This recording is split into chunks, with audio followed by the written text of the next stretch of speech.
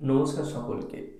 Head coach Sergio লোবেরার আন্ডারে আজ প্রথম প্র্যাকটিস করতে নেমেছিল মোহনবাগান সুপার জায়ান্ট দল, যেখানে প্র্যাকটিসে আসার সঙ্গে সঙ্গে হোটেলে পাঠিয়ে দেওয়া হলো মোহনবাগান দলের এবং ভারতীয় জাতীয় ফুটবল দলের প্রধান মিডফিল্ডার এই মুহূর্তে আপুইয়াকে।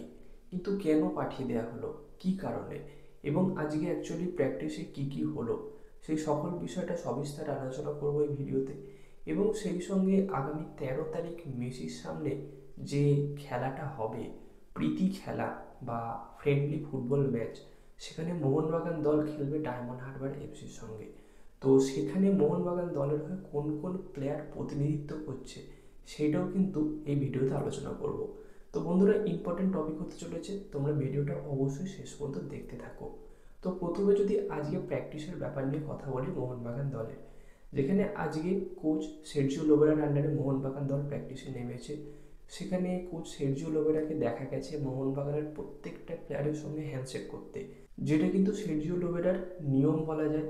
এফসি গোয়া দলে যখন প্র্যাকটিস করাতেন তখনও করতেন, মুম্বাই সিটি এফসিতেও করতেন, উড়িষ্যা এফসি দলেও করতেন, এবং এখন মোহনবাগান দলে আসার পরেও কিন্তু প্র্যাকটিস শুরুর আগে মোহনবাগান দলের প্রতিটা প্লেয়ারের সঙ্গে হ্যান্ডশেক করতে দেখা গেছে তাকে। মানে অ্যাকচুয়ালি এতে কী হয়, প্লেয়ারের সঙ্গে কোচের একটা ভালো সম্পর্ক বজায় থাকে, যেখানে আলাদা করে কথা বলতে দেখা গেছে দিমিত্রি পেত্রাতোস, মেহতাব সিং এবং মনবীর সিংয়ের সঙ্গে।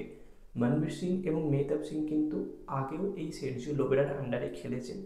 তো সের্জিও লোবেরা অ্যাকচুয়ালি ভারতীয় ফুটবল সার্কিটে পুরনো কোনো নাম নয়। তো এই সমস্ত প্লেয়াররাও কিন্তু তাকেও ভালোভাবে চেনে বা তিনিও এই সমস্ত প্লেয়ারকে ভালোভাবে চেনেন। তবে আপুইয়াকে কেন ফেরত পাঠানো হলো? আপুইয়ার অ্যাকচুয়ালি জ্বর হয়েছে, তো সে কিন্তু পুরোপুরি সুস্থ নয়, এখনও দুর্বল আছে, যে কারণে আপুইয়া আজকে প্র্যাকটিসে আসার পরেও কিন্তু আপুইয়াকে ফেরত পাঠিয়ে দেওয়া হয় হোটেলে রেস্ট করানোর জন্য। এটা খুব একটা চিন্তার কিছু নেই, যে কোনো ঝুট ঝামেলা হয়েছে এমন কিছু নয়।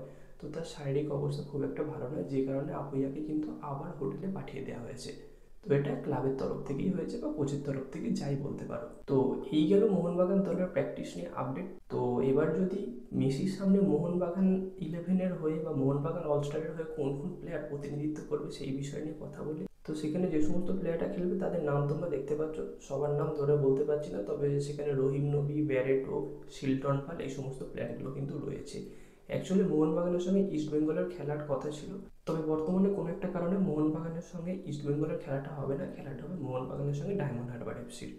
তো এই ছিল আজকে ছোট আপডেট। কেমন লাগলো ভিডিওটা তোমরা কমেন্টে জানিও, এবং এইরকম আপডেট আরও পেতে চাইলে আমাদের চ্যানেলটাকে সাবস্ক্রাইব করে তার পাশের বেল আইকনটাকে অন করে দিও। তো গাইস, দেখা হচ্ছে পরবর্তী ভিডিওতে। Bye bye.